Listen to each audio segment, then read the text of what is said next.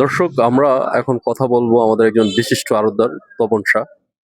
উনি এবছর ব্যাপক আকারের শসা আমাদের এখান থেকে বিভিন্ন প্রান্তে এক্সপোর্ট করেছেন। আমরা জানবো যে ওনার কি অবস্থা, মানে যে পরিমাণ শসা উনি পাঠিয়েছেন দেশের বিভিন্ন প্রান্তে, আসলে কি লাভে আছেন না লসে আছেন, আমরা একটু জানি ওনার কাছ থেকে। চাচু, বলো তুমি এই পর্যন্ত কি পরিমাণ শসা পাঠাইলা, কত গাড়ি? আমি এই পর্যন্ত যত গাড়ি মাল পাঠাইছি, প্রথমে 2টা গাড়িতে মোটামুটি হালকা পাতলা কিছু লাভবান হয়েছি।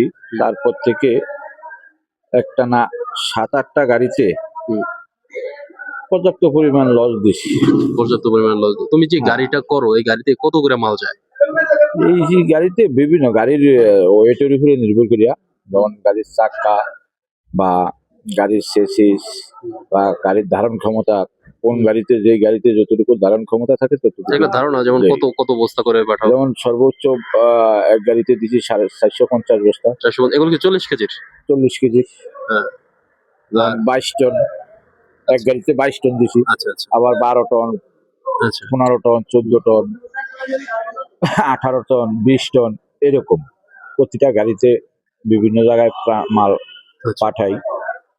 তো আজকে কি তোমার কোনো গাড়ি যাচ্ছে আমাদের ভোলা জেলা থেকে? আজকে একটা গাড়ি যাবে। এই গাড়িটা এখন কোন জেলায় যে দেব সেটা মানে একটু চিন্তা ভাবনার ভিতরে আছে। এই ঢাকা সিটিতে ঢুকবো, না কুমিল্লা সিটিতে যাব, না চট্টগ্রাম সিটিতে যাব, এখনো নির্ধারণ করতে পারতেছি। হ্যাঁ, অনেকে ফোন দেয় মাল দেওয়ার জন্য। এখন আমরা আপনার নাম্বারটা দিয়ে দিই, আপনি কি তাদেরকে মাল দিতে পারবেন কিনা? অবশ্যই যোগাযোগ করলে অবশ্যই দিতে পারবো। মানে কি পরিমাণ মাল দিতে পারবেন একদিনে? তার যতটুকু চাহিদা ততটুকুই দেওয়া যাবে, তাতে কোনো সমস্যা নেই। যতটুকু চাহিদা ততটুকু দেওয়া যাবে। তো আজকের শসার বাজারটা কেমন যাচ্ছে? আজকের বাজারটা এখানে একটু নিম্নগতি, গতকালকে থেকে আজকে একটু দাম একটু নিম্ন দিকে। সর্বোচ্চ 30 টাকা বিক্রি যাইতে পারে। 30 টাকা যেতে পারে? হ্যাঁ, কিন্তু 30 টাকা আজকে বাজার দিল। এই মাল আমাদের ওই বিভিন্ন অঞ্চলে যায়, এই মালও লস হবে। আচ্ছা।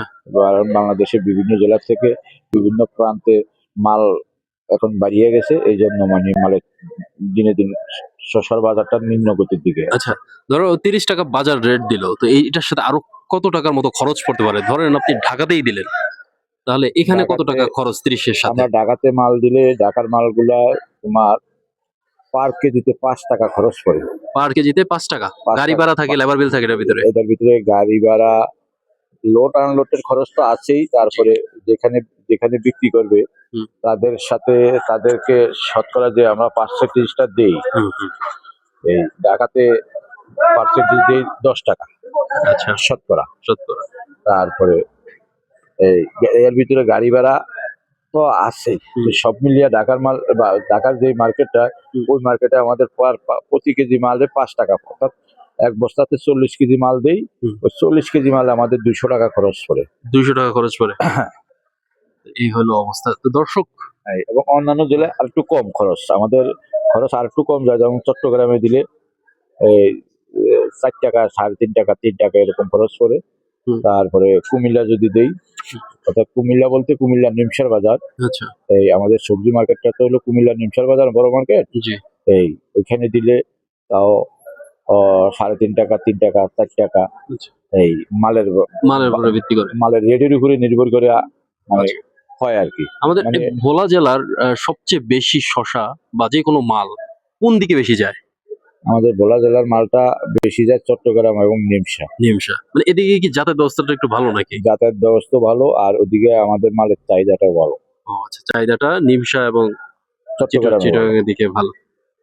তো এই হচ্ছে অবস্থা। তো দর্শক, আমরা মোটামুটি আপনাদেরকে তথ্য দিলাম। ইভেন যদি কারো শসা লাগে, আপনারা আমাদের সাথে যোগাযোগ করতে পারেন। আমরা আপনাদেরকে আপনাদের চাহিদা অনুযায়ী শসা দিতে পারবো। তো আমাদের ভিডিওটি ভালো লাগলে অবশ্যই শেয়ার করতে ভুলবেন না। আজকে পর্যন্তই, ভালো থাকুন। আসসালামু আলাইকুম।